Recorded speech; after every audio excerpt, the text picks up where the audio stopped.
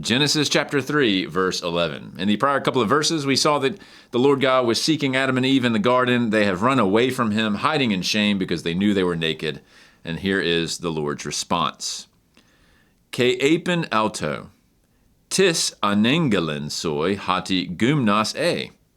Me apat tu Zulu, hu in a telamen soi, tutu manu me fagen ap autu, efages. We'll get into the structure of that last little bit there. But first, let's start with the Kai Apen. So now this is the Lord speaking. Of course, Apen is from Lego, and he speaks specifically to Adam here. Notice the masculine pronoun there. And here is his first question. Tis, who? Notice it's the interrogative tis that corresponds with the question mark there at the end. And our verb is anengelin, which is from anangelo. And you'll see that we have a past time indicator right after the ana, and it just lengthens there. You have a slight spelling change where the E goes to an EI, and then you're adopting that third singular imperfect ending, but this is actually an aorist, it's an irregular aorist. So this is a third singular aorist active indicative, and that means to declare or to divulge. The underlying Hebrew is to make known or something like that. So who told you, who declared to you, Hati, that gumnos, and that word is naked. We've seen that previously. And then we have, that's not the if word, this is the you are. This is the second singular of ame, that you are naked. Notice he's very much focusing in on Adam here with the him and then the you are naked. And then he goes on to say, me apa tu Zulu. And so, not from the tree. So it's starting out in a bit of a strange way where it's putting that prepositional phrase there at the front end. So, not from the tree.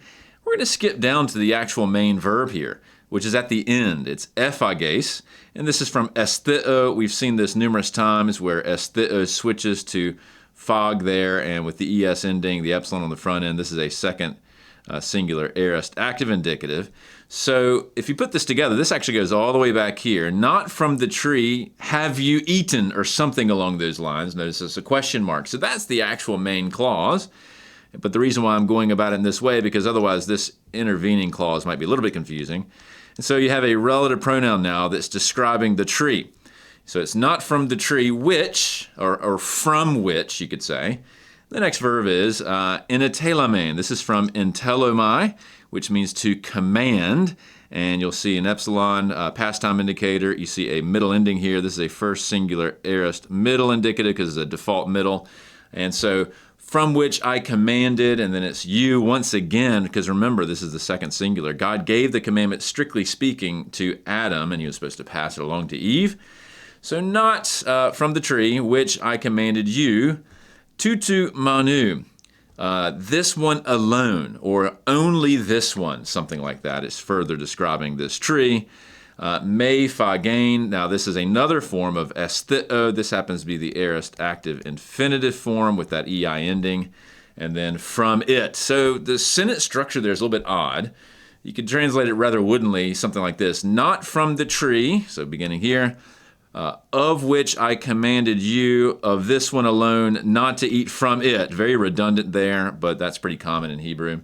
Have you eaten? And so, of course, we would want to smooth that out. You know, have you eaten from this tree that alone I told you not to eat from it, or something along those lines. So the actual meaning is pretty straightforward. The syntax is a bit odd. And so that's 3:11, but let's dial in just on something really quickly.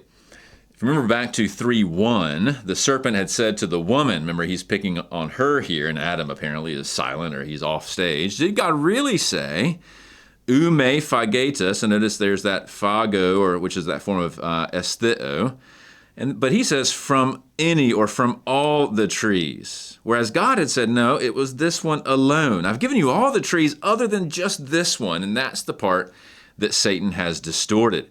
God was very clear. This is a specific prohibition. It's one particular tree.